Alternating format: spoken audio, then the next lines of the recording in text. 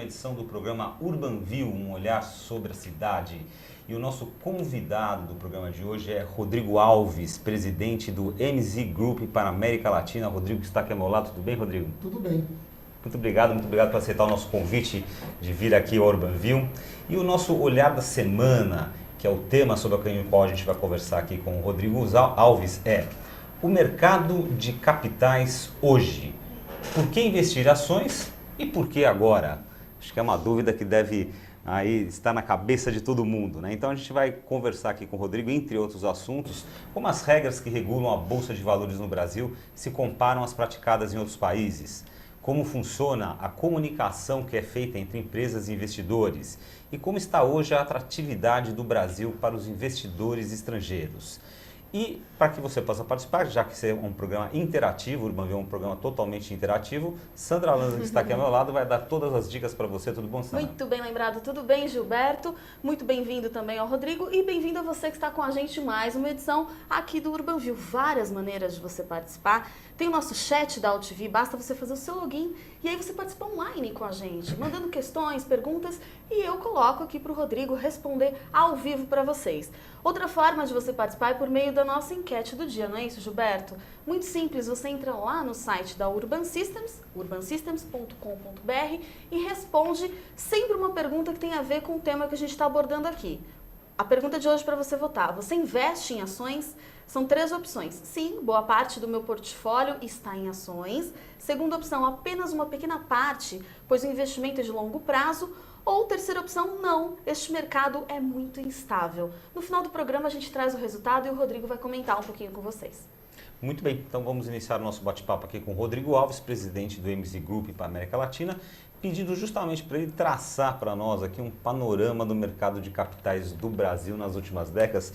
E essa pergunta é um pouco proposital porque o mercado de ações é uma montanha-russa, né? A gente vê notícias, quem não está acostumado com ele, a gente toma sustos, né? Porque a hora está em alta, a hora está em muito baixa, vende. Está aí um exemplo que está na mídia, que todo mundo fala, que é a questão desse grupo do Ike Batista aí, que as ações foram lá para cima, muita gente ganhou bastante dinheiro com esse negócio, de repente as ações perderam valor, viraram pó.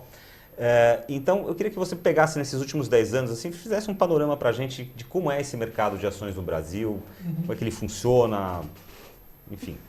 Bom, acho que o comentário da montanha-russa é legal porque ele sempre vai ser uma montanha-russa. E esse talvez seja o grande ponto para as pessoas que não investem em ações começarem a entender. Investimento em ações, ou existe o que a gente chama do investidor profissional, que está no dia a dia comprando e vendendo ações, analisam as ações a fundo, ou tem o mercado que a gente chama do mercado dos investidores que não são profissionais. E aí a grande recomendação que a gente sempre faz é que se faça um investimento em bolsa olhando horizontes de longo prazo mesmo, 5, 10 anos, e não aquele negócio do horizonte de 3, 4 meses, porque aí sim você fica suscetível à montanha-russa, e como não necessariamente é um player profissional ali, não é um investidor profissional, não vai ter aquele mesmo traquejo de informação, e a chance de perder dinheiro é muito maior. Esse é um mercado que nos últimos 10 anos teve, pegar pelo Ibovespa, né, que é o indicador aí que todo mundo conhece, ele já teve a 35 mil pontos, chegou num ponto a 70 mil pontos, hoje está na faixa de 55 mil pontos. Por quê? Todo momento que o investidor ou que o mercado entende que o Brasil vai ter um crescimento muito elevado da economia, etc., esse índice começa a subir. Por isso é esse jogo. No curto prazo, essa onda que eu falei de 35, 70 ou 55 mil pontos, ela varia muito, mas quando a gente olha esse prazo mais estendido, fica muito mais fácil identificar os pontos de entrada e os pontos de saída. E o mercado de capitais, o mercado de ações também, ele está... Aí eu quero entrar agora no assunto que é a sua especialidade, que é a comunicação desse mercado, né? Esse mercado de capitais está muito suscetível à questão dos fatos e também da versão que é dada aos fatos. Sim. Correto? Sim. Ou seja, a gente tem um movimento onde as empresas geram algum tipo de comunicação para o mercado E quando a gente fala na comunicação com o mercado, essa comunicação, digamos, ainda para um mercado menor, para um público menor, mais segmentado, que são os especialistas, são as pessoas, são os profissionais que atuam junto ao mercado de bolsa de valores, mas obviamente essas informações acabam se espraiando pela mídia e às vezes acabam contaminando, no bom sentido, contaminando que eu digo se espraiando, né, por um número muito maior de pessoas. Como se dá essa questão da comunicação da empresa com o mercado? O quão é delicada essa comunicação e quais são os impactos positivos e negativos que podem ocorrer caso essa comunicação não seja bem feita? Bom, acho que a gente tem que separar isso em duas grandes partes. Primeiro toda companhia de capital aberto ela é obrigada, por lei, a tornar essas informações públicas, porque ela ser uma companhia de capital aberto e assim fazer. As companhias hoje elas fazem, toda a questão é muito mais ligada ao quanto que o investidor individual procura essa informação. Porque não é uma informação que a empresa divulga e os jornalistas imediatamente repercutem, nem todas. Ela não é uma divulgação, digamos assim, propagandeada, ela é uma informação quase que legal, obrigatória. Exatamente, ela solta para o website de relações com investidores dela, ela arquiva esse documento na CVM, ela solta o e-mail no mailing list. Então, se eu tenho interesse nessa empresa, no website de relações com investidores, basta eu me cadastrar para receber. Quando essa notícia sai e ela é uma notícia atrativa aos jornalistas, aí tem uma repercussão. Então é um ponto interessante. As empresas fazem um esforço bastante significativo para fazer essa divulgação, mas não necessariamente tudo é notícia para o jornalista, e aí o investidor, vamos dizer assim, não profissional, não necessariamente acompanha. Existem empresas que fazem um esforço até adicional para ter uma comunicação com investidores individuais, até mesmo por redes sociais hoje. Mas, de novo, não é fácil você atingir todo o seu público. As empresas hoje fazem divulgações bilíngues, português e inglês, com divulgação simultânea, para tentar, né? Então existe esse esforço, mas não é fácil. Agora, é muito interessante, você tratou de um tema muito legal, que é a questão do investidor profissional. Uhum. Como é que a pessoa que está assistindo, que deseja investir no mercado de ação, ele pode se transformar, de fato, num player expressivo desse mercado? O investidor profissional, o que ele faz, né? Ele dedica tempo analisando a empresa, ele dedica o esforço dele em estar antenado a tudo que sai, não só de informação da empresa, mas também dos analistas das corretoras de ações, que recomendam compra e venda de papéis. Isso é muito importante, porque esses também são outros especialistas que podem ser consultados pelo investidor individual. Então, por exemplo, se a gente trabalha com uma boa corretora, essa corretora tem um bom analista, um analista de respeito. Faz muito sentido se essa corretora disponibiliza ou não esse analista para esse investidor também. Existem os analistas setoriais também, né? Ou seja, analistas, por exemplo, mercado de petróleo, por exemplo. O cara está analisando o mercado de petróleo independente da empresa. Além de analisar a empresa, analisa o mercado também, o setor em que ela atua. E aí você vai ter a oportunidade de ler os relatórios deles e discutir com eles o que vale a pena comprar e vender. Só que nem todas as corretoras disponibilizam esses analistas ao investidor individual, o investidor que não é o do grande fundo, da grande asset. Mas esse é um dos grandes caminhos. O outro caminho é efetivamente pesquisar sobre a empresa, sobre os pares dela, saber entender o modelo de negócio, porque não é um investimento especulativo. Você está se tornando sócio dessa empresa, um sócio que tem seus direitos. E eu entendo que... O especulativo está mais ligado ao investidor profissional, aquele que vive único e exclusivamente disso. Né? Porque esse compra e vende ação o dia inteiro, então talvez a visão dele não seja uma visão de sócio, mas digamos a do investidor individual, a do pequeno investidor, seja uma visão que nem você falou de médio e longo prazo, porque ele se torna sócio da empresa. Eu faria o seguinte paralelo. Se eu fosse me tornar sócio de uma padaria aqui da esquina, eu ia querer saber muita coisa sobre essa padaria antes de me tornar sócio dela.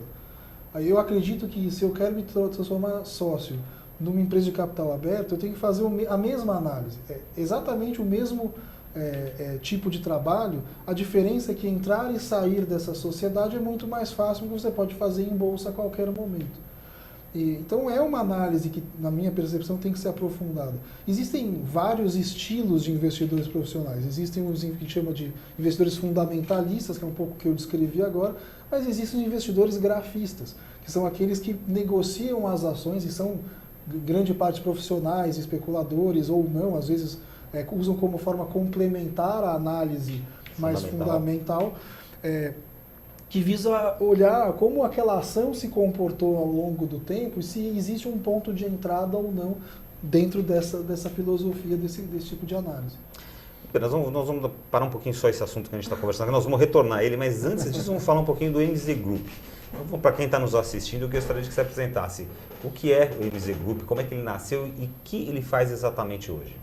Bom, o MZ Group foi uma consultoria fundada em 1999, com a filosofia de prestar serviços na área de relações com investidores para as companhias de capital aberto. Não existiam empresas com esse modelo de negócios no Brasil, eram basicamente empresas estrangeiras. Isso foi um sucesso, porque as empresas elas precisavam de um apoio, né? As áreas de relações com investidores muitas vezes são pequenas, com 1, 2 pessoas, e elas queriam ter acesso não só à tecnologia pura, mas também ter gente que fizesse o processo de divulgação andar, pudesse ajudar com como o mercado está enxergando a companhia, poder entrevistar investidores e dizer para a companhia como ela está sendo vista pelo mercado, fazer um trabalho mais estratégico. Nós desenvolvemos nosso modelo desde então, esse modelo deu certo, a gente conseguiu hoje em torno de 85% das empresas listadas em bolsa no Brasil hoje são nossos clientes. Nós temos uma plataforma com mais de 600 clientes da América Latina, na Ásia, nos Estados Unidos. Nós abrimos escritórios, saindo de Guarulhos, né? Nós abrimos escritórios nos Estados Unidos em 3 cidades, San Diego, em Chicago e Nova York. Nós temos escritório na China e isso permite também uma rede de acesso não só a consultores, mas também serviços como levar a empresa a fazer roadshow, né, que é ir conhecer investidores de fundos individualmente. A gente faz um trabalho muito interessante nessa área. Quer dizer, é um trabalho centrado, baseado ou apenas de comunicação, ou ele envolve outras ferramentas que vocês oferecem para os clientes? É um trabalho de comunicação, mas é um trabalho de comunicação financeira. Para a gente fazer um trabalho de comunicação financeira, a gente precisa ter uma visão mais estratégica da empresa. A gente tem que convencer muitas vezes o presidente de uma empresa a se comunicar de uma forma e não de outra. Para eu conseguir fazer isso, eu preciso entender o modelo de negócios dessa empresa. Senão eu vou atrapalhar, eu não vou trazer uma coisa que traga valor para ele. Ou seja, transcende você simplesmente criar uma peça ou criar um relatório. Na verdade, é um trabalho que envolve a postura da empresa diante dos meios de comunicação e de todos os seus públicos de relacionamento para atender a uma postura estratégica da empresa. Vou dar um exemplo até de empresas que estão em processo de abertura de capital. Talvez seja até uma forma interessante. Essa empresa, ela é uma empresa de capital fechado, ela nunca se comunicou com o mercado, normalmente ela não sabe fazer isso, e nós conseguimos fazer... Ao menos do ponto de vista financeiro. Exatamente. A gente entra nessa empresa, ajuda ela a entender todos os pontos fortes e pontos a melhorar e pontos fracos que ela tem, a gente faz um diagnóstico. Como se fosse uma análise SWOT da história. Exatamente. Um diagnóstico de prontidão para abertura de capital. E com base nisso, a gente monta todo o programa de comunicação com o mercado que ele vai fazer a partir do momento que ele está em bolsa. Ou seja, esse, então, é o primeiro caso onde vocês atuam fortemente. Existe uma empresa capital fechado, ela resolve ir à bolsa, abrir o seu capital e lançar ações. Para isso, ela precisa mostrar à bolsa, aos investidores, que ela é uma empresa da qual vale a pena comparações. Então, o primeiro trabalho de comunicação é esse, quer dizer, você jogar ao mercado todas essas informações da empresa para que as pessoas conheçam essa empresa e possam entender essa empresa. Principalmente, o processo de oferta em si, os bancos de investimento fazem um trabalho muito grande. Mas e depois? Como é que ela vai falar com o mercado? Essa é a grande dúvida dessas empresas. E aí eu pego, desculpa te interromper, mas o banco pode ser um cliente teu, por exemplo? Ele costuma ser um cliente teu ou não é um cliente teu? Porque o banco ele participa ativamente desse processo de lançamento de capital, de abertura de capital das empresas. E prepara, né, muitas vezes o departamento de marketing, o departamento de comunicação, a própria agência do banco, prepara materiais para colocar isso ao mercado. Vocês têm o banco como cliente também ou não? Bom, as áreas de relações com investidores da maioria dos bancos do Brasil são nossos clientes. Mas nesse caso, o que nós fazemos é nós entramos junto com o banco, uma relação de parceria, onde nós ajudamos a companhia naquilo que o banco não consegue dar atenção. O banco vai estar muito focado em fazer o papel ser vendido ao mercado, a levar essa empresa investidor por investidor, porta em porta. O que a gente cuida como é que vai ser a sua comunicação pós-IPO? Como é que você lida com a imprensa na fase do IPO? O que pode fazer, o que não pode fazer? A equipe está preparada para responder a investidores depois da oferta, que é o IPO em si, ajudar nisso. Quais são os materiais de comunicação que nós vamos fazer? Qual é o processo? Porque, por exemplo, a área de contabilidade da empresa não está acostumada a fazer um processo de divulgação. Nós ensinamos essa área a fazer. Como vai ser o website de relações com investidores, que é hoje a ferramenta mais popular dessas empresas? Nós montamos todo o material, fazemos a tradução desse material, fazemos o design, tudo. E a empresa fica muito focada no que a gente chama de última milha. Que eu vou falar com o investidor, normalmente ele não tem todos os braços para fazer tudo isso ao mesmo tempo, na velocidade que precisa ser feito. E esse é o nosso grande trabalho. Fazer com que a empresa também entenda por que isso é importante. O que o mercado vai exigir dela uma vez aberta. Então é um nicho de mercado que a gente encontrou há alguns anos atrás. E quando você, por exemplo, pegar uma empresa, ela fez o IPO, então vocês fizeram todo esse trabalho, roadshows, preparação para o IPO, lança-se ao mercado e tem um determinado resultado, um sucesso, mediano ou ruim. Depois desse lançamento, a empresa costuma continuar cliente da MZ Group, ou seja, existem trabalhos de comunicação de relação com investidores que é feito e coordenado por uma empresa como a de vocês? O apoio é contínuo. A empresa tem necessidades que se criam depois da oferta que ela não tinha antes.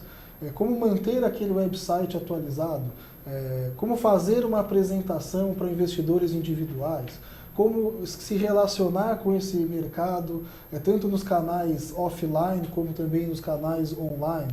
Tudo isso nós apoiamos. Como identificar, por exemplo, quem são os próximos investidores que essa companhia deve ter. Então a gente consegue pegar a base de acionistas de empresas consideradas pares, por exemplo, no setor imobiliário. Eu pego base de acionistas de 4 empresas do setor imobiliário e digo, olha, todos esses investidores investem nas 4 empresas, menos na sua. Será que não é um investidor que você deveria visitar? Nós podemos também falar e ajudar a empresa a falar com o conselho, né? Mostrar para o conselho o trabalho de relações com investidores que tem sido feito. Como o mercado enxerga essa empresa? Quais são os próximos passos? Tem um outro nicho aí que, digamos assim, é a parte operacional da empresa, a parte executiva da empresa se comunicando com o conselho. Também. Isso também é um nicho? É a parte, vamos dizer assim, mais estratégica, né? Porque na nossa percepção não adianta a gente fazer uma área de relações com investidores que só leva e traz a mensagem, né? A gente precisa ter uma visão um pouco mais estratégica. O que o mercado pede de estratégia para aquela empresa? O que o mercado está esperando que aquela empresa faça? Isso está em linha com o que a empresa vai entregar? Porque esses investidores são seus sócios, né? Então, se a empresa não consegue entregar ou está em linha, conseguir entregar aquilo que o mercado espera, provavelmente ela vai ser valorizada no mercado ou não. Vai ser esse né? Será que a empresa consegue enxergar essa necessidade do mercado? Então é um apoio tanto operacional como também estratégico, com relatórios, com mercado-alvo, tal qual uma área de marketing, né? A gente fala, relações com investidores é marketing, é uma área de marketing onde o seu produto é a ação da empresa. E ela tem que ter a sua distribuição própria, tem que ter o seu mercado-alvo, tem que ter a sua embalagem própria. Esse é o grande pulo do gato para fazer uma área de relações com investidores de sucesso. Muito Bem, a gente tem uma questão aqui que vem do Adriano Santos. Um abraço para o Adriano. Ele quer saber o seguinte: muitos não investem no mercado de ação por falta de conhecimento e medo. Ele está dizendo que é o caso dele. O brasileiro ainda tem receio e tem falta de conhecimento para investimento no mercado de ação? Culturalmente, o Brasil tem uma base muito pequena de investidores individuais, né? Hoje, em torno de 15% do volume da Bolsa de Valores é de investidores individuais, ao passo que na China, por exemplo, é 80% e nos Estados Unidos entre 40% e 50%. É uma questão cultural, mas é também uma questão digamos assim, existe o efeito poupança no Brasil. A renda fixa sempre foi muito atrativa, e aí quando o investidor individual vai olhar risco-retorno, historicamente sempre se preferiu a renda fixa. Com juros mais baixos, que já é o caso de hoje, que está na faixa dos 10%, vamos dizer assim, o CDI, esse mercado está mudando, mas vai levar algumas décadas, na minha percepção. E aí o que eu sugiro fazer é justamente isso: escolha empresas que você gosta e comece a entender o setor, como ela está posicionada e se ela realmente merece o sócio. Agora, uma outra oportunidade também que esse pequeno investidor tem são os fundos de ações, né? Ou seja, quer dizer, você não entende, você não tem tempo para entender, então você entrega, por exemplo, a seu banco um investimento, ele vai aplicar num fundo de ações, e normalmente os bancos têm diversos fundos de ações, né? Aí a gente entrega o dinheiro para um especialista que vai fazer esse trabalho. É uma opção interessante mesmo. Muito bem, a gente está conversando no Urban View de hoje aqui com o Rodrigo Alves, presidente do MZ Group para a América Latina, um especialista na comunicação das empresas com os seus investidores, aquilo que nós conhecemos aí como relação com investidores. Agora, obviamente, Rodrigo, a pergunta aqui é meio capciosa, mas assim, quando vai tudo bem, é fácil a gente comunicar, né? A gente tem bons fatos, a empresa está com uma boa performance, os resultados, o mercado, houve questões governamentais ou questões externas, enfim, uma sorte de fatores aí com que faz que a empresa às vezes tenha um desempenho que está dentro daquilo que ela projetou para o mercado, para os investidores, ou que está, inclusive, a mais, está, né, além do projetado. E aí, obviamente, esse é um momento bom onde... Então, a primeira pergunta, na verdade, antes de chegar na outra, é a seguinte: a empresa aproveita esse momento, ela reforça a relação com os investidores nesse bom momento? Pois é, isso é normalmente uma coisa que eu acho que não deveria ser feita, porque o mercado, as pessoas se comunicam, né? As pessoas não são bobas. Então, essa empresa se retrai na hora do momento ruim e começa a avançar na hora que as coisas estão boas, os investidores percebem. Então, isso acontece em algumas empresas, tem diminuído muito porque as empresas perceberam que isso não faz bem, e o ideal é a gente ter um programa de comunicação que seja montado para a alegria e para a tristeza, né? Não mudar, né? Vou dar um exemplo: a empresa faz teleconferências trimestrais para falar dos resultados com o investidor. Quando o resultado está ruim, deixar de fazer é um pênalti, porque esses investidores, primeiro, na maioria são profissionais, se falam e vão começar a questionar a empresa. Pô, quer dizer que ela só vai falar com a gente quando a coisa é boa? Então, quando a coisa é ruim, é hora de vender, né? Então, poder também se posicionar é muito parecido com a assessoria de imprensa. É sempre importante se posicionar com os jornalistas, é sempre importante se posicionar com os investidores. Agora, já houveram casos aí na história da MZ Group, por exemplo, de empresas, obviamente não precisa citar nomes, mas que vamos supor que no momento onde tudo deu errado, quer dizer, a expectativa foi por água abaixo, o que se projetou não conseguiu se cumprir, apareceram fatos novos, ou seja, por culpa da empresa ou não, por não culpa da empresa, mas a empresa chamar vocês para traçar uma estratégia para minorar os efeitos desse mau resultado junto ao mercado? Isso é a vertente que tem aparecido mais nos últimos anos.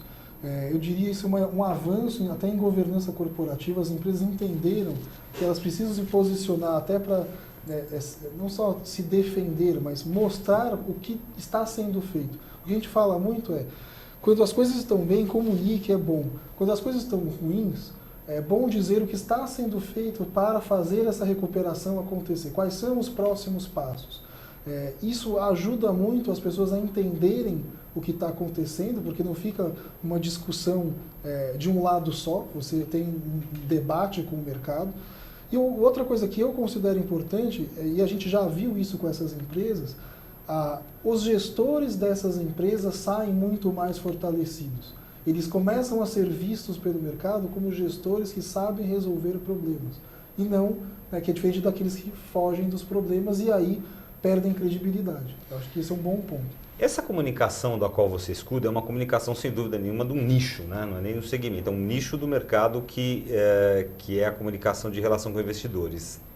Você já viu casos, seja no exterior, seja no Brasil, seja com a própria MZ Group, onde essa comunicação saiu um pouquinho desse nicho, dessa linguagem complexa, o swap cambial, etc. Claro, você lê eu já li vários relatórios de empresas, eu como bom mortal eu não consigo entender nem um quinto do que está escrito lá, porque são linguagens técnicas, muitos dados enfim, como é que se fala, de balanço, etc. Você já viu algum caso aqui no exterior, na sua empresa ou fora da sua empresa, de uma empresa que tenha feito um esforço de comunicação para a pessoa comum, traduzir toda essa história para uma pessoa que não entende nada disso?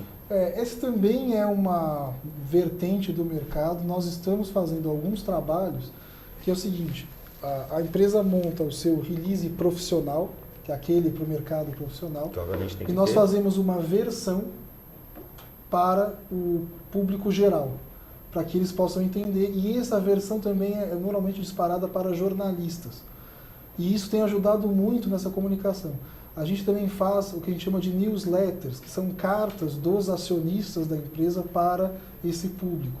É todo um trabalho que inclui até relacionamento via redes sociais, para que a gente tire um pouco desse financês dos releases de resultado. É interessante ver isso, principalmente quem costuma fazer isso são empresas que têm mais exposição no exterior, aonde existem mais e mais investidores individuais, até mesmo que no Brasil. E você faz isso por divulgação eletrônica. Né? Rede social é uma, mas existem o que a gente chama de canais de wire, que a gente posta em vários canais de notícias de finanças e de finanças pessoais, por exemplo.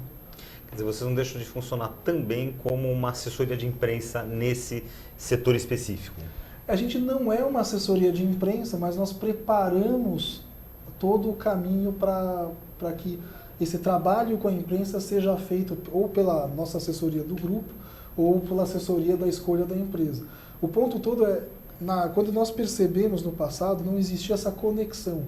E a assessoria de imprensa tradicional, obviamente, não consegue fazer a tradução. Então nós passamos, além de fazer a tradução português e inglês, a gente passou a fazer a tradução finanças... Da linguagem para cada público que ela é destinada. A gente até tem um nome para isso, isso se chama... me fugiu o nome agora. Ter um canal de comunicação específico para cada um. Sem fazer isso, fica difícil de você trazer a mensagem. As apresentações para investidores também são moduladas. Agora eu lembrei a palavra, é modulação de discurso.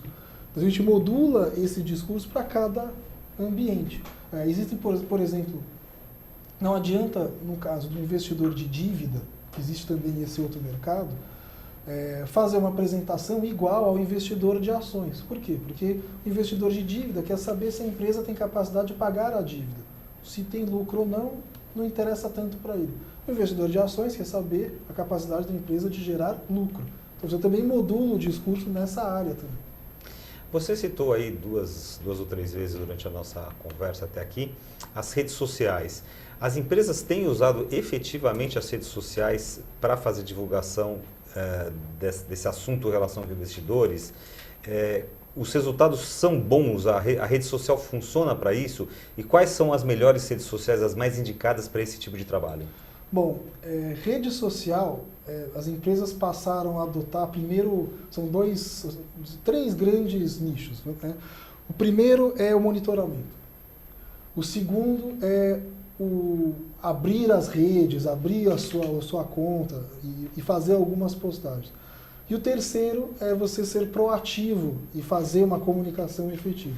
As empresas estão gradualmente avançando para as etapas 2 e 3. Mas nas etapas 1, elas já estão muito fortes. Todas elas querem saber o que falam da sua Entenda-se aí, marca. monitoramento é saber o que está se falando da empresa, das questões dela nas redes sociais. E aí, pontualmente responde ou não, mas ainda a fase 2 e 3 é um pouco mais, vamos dizer assim, está se desenvolvendo. Existem redes sociais específicas para investidores. O Seeking Alpha no exterior é uma rede social muito forte. O Stock Tweets, que é uma outra rede social muito forte. E aqui no Brasil existem algumas corretoras que abriram redes sociais ou comunidades de investimento. O Yahoo Finanças é um. E o outro é o ADVFN, que é uma plataforma de negociação de ações. Essas são redes sociais que têm muito volume de investidores brasileiros, as duas que eu falei últimas. Mas no exterior, Stock Tweets e Seeking Alpha são muito fortes, com editores próprios que escrevem sobre as empresas. Olha só que interessante, sobre rede social, que o Rodrigo está comentando com a gente, o Paulo Roberto de Almeida quer saber o seguinte: rede social funciona como um filtro de performance? Quer dizer, dá para refletir exatamente o que a empresa quer colocar? Como é que funciona isso? Hoje, o que as empresas, elas se importam muito com a marca delas, né? Isso tanto no produto que ela vende, o serviço que ela presta, mas também com o que os investidores pensam da ação, ou o que falam da ação. Ela virou um grande radar mesmo, né? Isso as empresas adotaram. Até pela dinâmica também da rede social, né? Está conectado, enfim. Facilita isso tudo. Mas elas não costumam, então, utilizar Twitter, por exemplo, ou LinkedIn para fazer esse tipo de comunicação? Está crescendo, mas existe ainda um receio em se utilizar. A maioria das empresas, quando abre aquelas contas nas redes sociais, elas estão replicando muito das notícias que elas postam nos sites dela, mas elas estão migrando gradativamente para fazer as postagens apenas para as redes sociais, que é a modulação de discurso que eu falei. Essa postagem para redes sociais ela ainda é incipiente, mas já tem algumas empresas começando isso. Vocês atendem alguma empresa do grupo do Eike Batista? Não. Não? Então posso me sentir à vontade de fazer essa pergunta para você, porque não tem, né, Sandra, como escapar, uma vez que isso foi notícia exaustiva na mídia, essa questão das empresas X do Eike Batista, e a nossa questão aqui vai ficar no âmbito da comunicação, que é a tua especialidade. Então, houveram críticas, né? Eu tenho aqui, inclusive, uma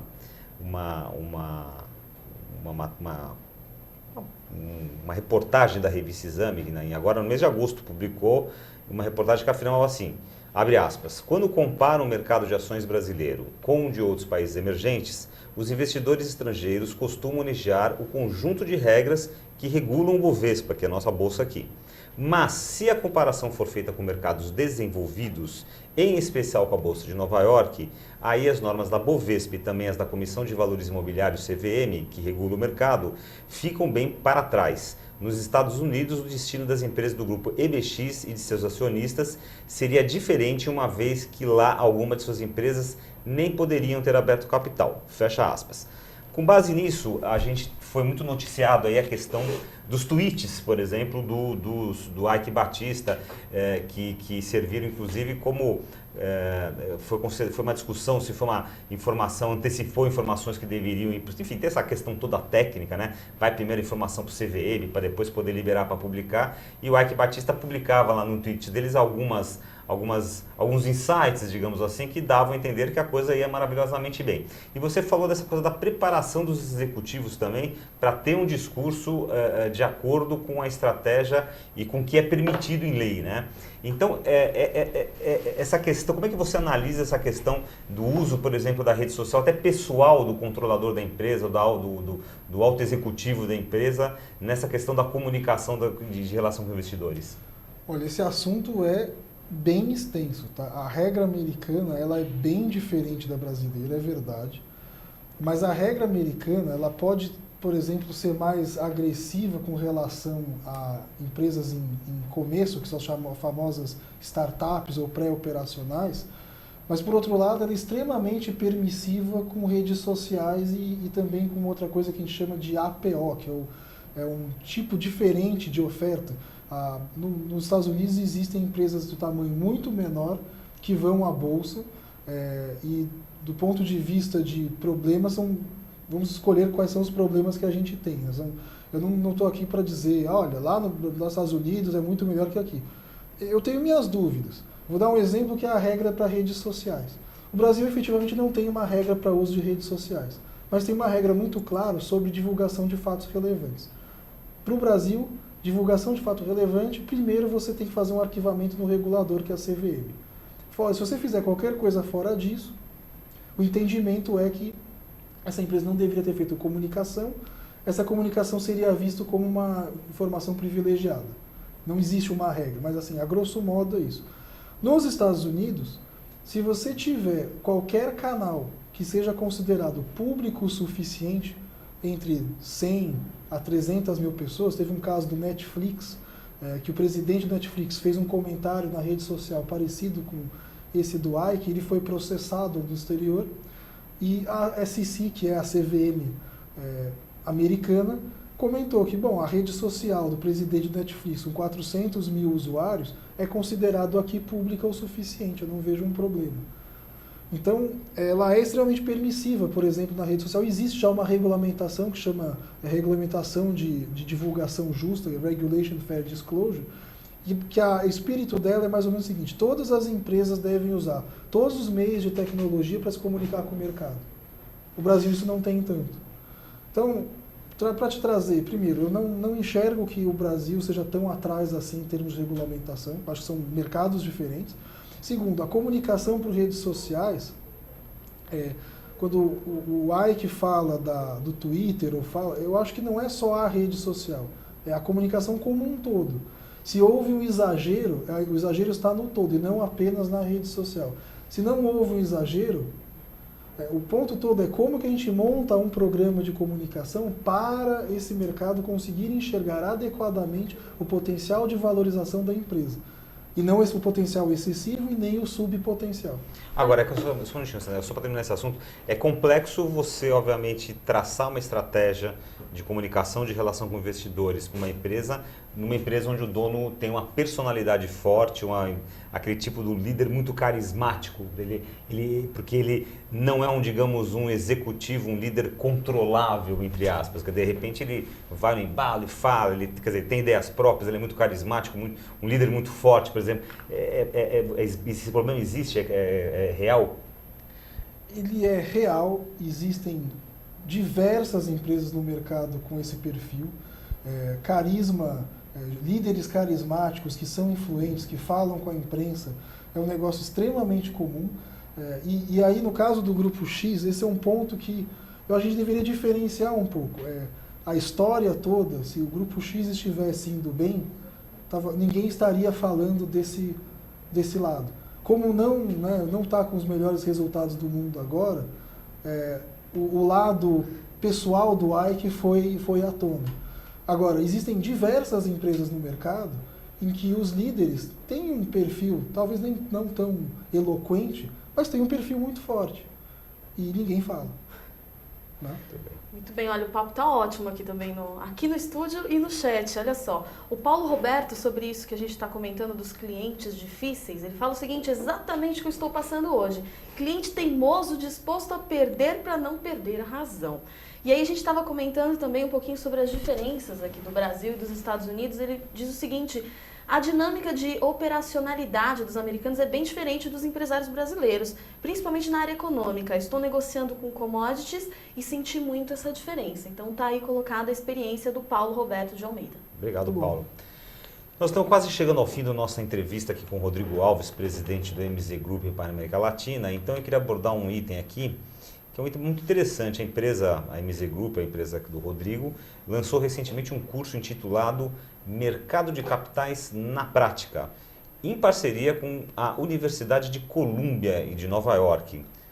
Rodrigo, conta pra gente então qual a razão dessa iniciativa, qual o objetivo, como é que funciona esse curso intitulado Mercado de Capitais na Prática? Bom, nós criamos um programa educacional onde o objetivo era trazer para pessoas que vão acessar mercado, mas não são necessariamente familiarizados, ou seja, eu preciso levar a minha empresa para uma oferta no mercado de capitais, eu preciso fazer a minha empresa ter acesso a dívidas, Mas o processo do mercado de capitais não é entendido por muitas pessoas, porque elas focaram a maior parte do tempo delas em vendas, às vezes na contabilidade e assim por diante. Então nós fizemos um programa onde o grande objetivo é mostrar de forma prática como esse mercado funciona, que ele não é um mercado complicado, e o programa tem duas fases. A maior parte, obviamente, é feita no Brasil, com uma equipe de instrutores e professores com vivência prática nesse caso, abordando temas que efetivamente, na nossa percepção, são importantes para essas empresas, essas pessoas nas fases, como funciona um processo de oferta, como o investidor reage, qual é o papel do banco, qual é o papel do advogado.